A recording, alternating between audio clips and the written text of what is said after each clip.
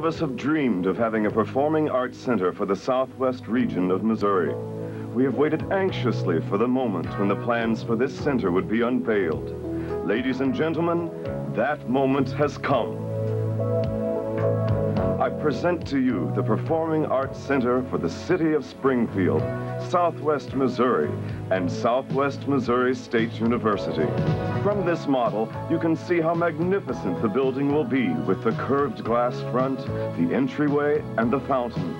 It will be one of the largest buildings on the university campus, providing an impressive gateway from the north. The focal point of the Performing Arts Center is the main hall. The hall will seat approximately 2,175 in its 3 levels.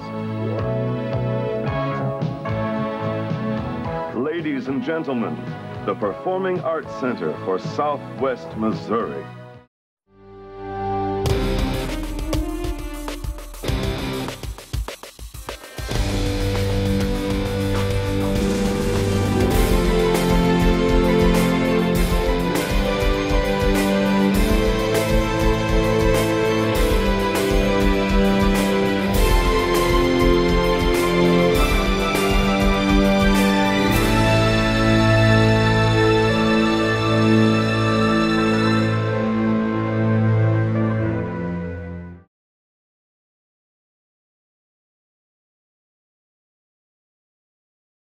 Well, my name is Enoch Morris, and I've been involved in the hall since 1989.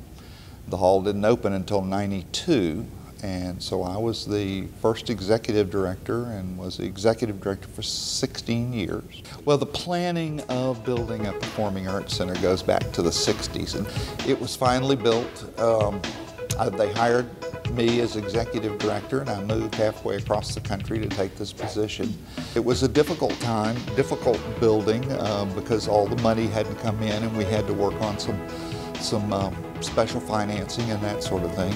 So it took Mr. Hammonds, the visionary Mr. Hammonds, to come up with the idea that we need a performing arts center in this community. Sometimes I have been asked the question, why am I so supportive of a performing arts center for Springfield, Missouri? It's really rather simple.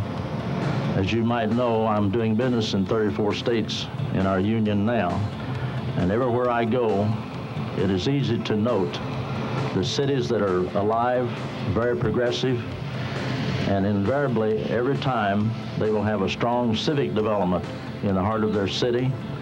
And in those developments, you'll find a nice performing arts center. You will know that the facility has a name, and I'm pleased to announce that we will be symbolically breaking ground today for the Juanita K. Hammonds Hall for the Performing Arts. And at this time, we can get the banner forward. Hammonds earned the right to name the facility in honor of his wife by donating land and cash totaling $2 million to the project. The outdoor groundbreaking was held April 20th, 1990, signaling the beginning of construction and the milestone the Springfield area arts community had been waiting to see, a performing arts facility actually coming up out of the ground.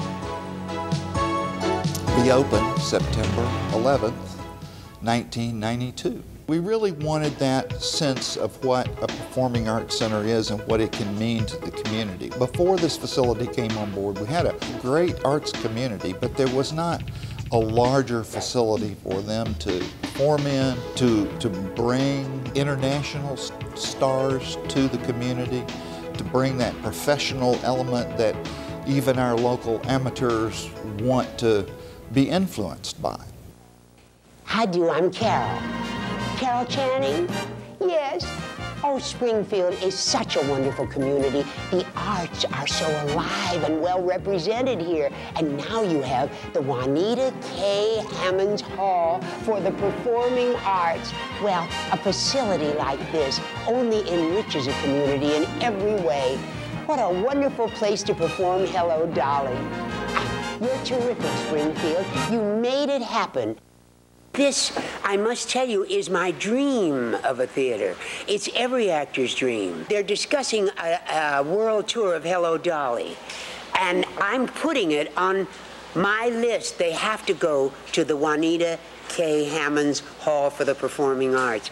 This is great. This is the most wonderful theater because all the children growing up in Springfield are going to from before they can remember, they will be used to the classics. That'll be native territory to them. All their lives, they'll have seen all the classics, all the Ozark wonderful country singers, all the jazz, and all the Van Cliburn's protege is coming here, and I'm going to bring Hello Dolly and all the musicals. In San Francisco, where I grew up, we had facilities for all these things, and this is going to be like San Francisco. I don't know how you did it without asking me. It wasn't easy, believe me. I see. My name's Tom Kile. I'm Director of Operations, and I've been here almost 20 years. Well, we have a great legacy. Oh my gosh, we have so many performances. Cats was our very first show. I'd never seen it before until it came here. Les Miserables, Beauty and the Beast, so many shows. Incredible musicians. And I was so lucky and so happy to be working someplace where I could hear those things, where people just, they don't get that opportunity, and the more you're around it, the more appreciative you become. Randall Blackwood, Executive Director of Athletic and Entertainment Facilities at Missouri State. Juanita K. Hammons Hall has been a huge asset for both the university community and the Southwest Missouri community. It has been the venue or the avenue for so many things to be enjoyed by our Springfield audiences that wouldn't otherwise have been in our area at all. It has been a real front door to culture and entertainment. 22 years ago, when the Hammons Hall dream was starting to become a reality with dirt coming out of the ground here on our site, as someone that was working in another aspect on campus, I was very, very excited because this was going to give our university a very public front door to open up to so many different avenues to bring people to our campus and to really sort of complement the university's mission in so many different ways. 20 years of excellence, that's an amazing record, and I think we're all very, very proud to be included in that. The hall has been a jewel and remains a jewel for all of us, whether we're involved in it every day or whether we're the visitor that maybe comes to see a Broadway show. The next 20 years being equally excellent, that's a daunting task, but we are certainly up to that challenge and hope to exceed everyone's expectations.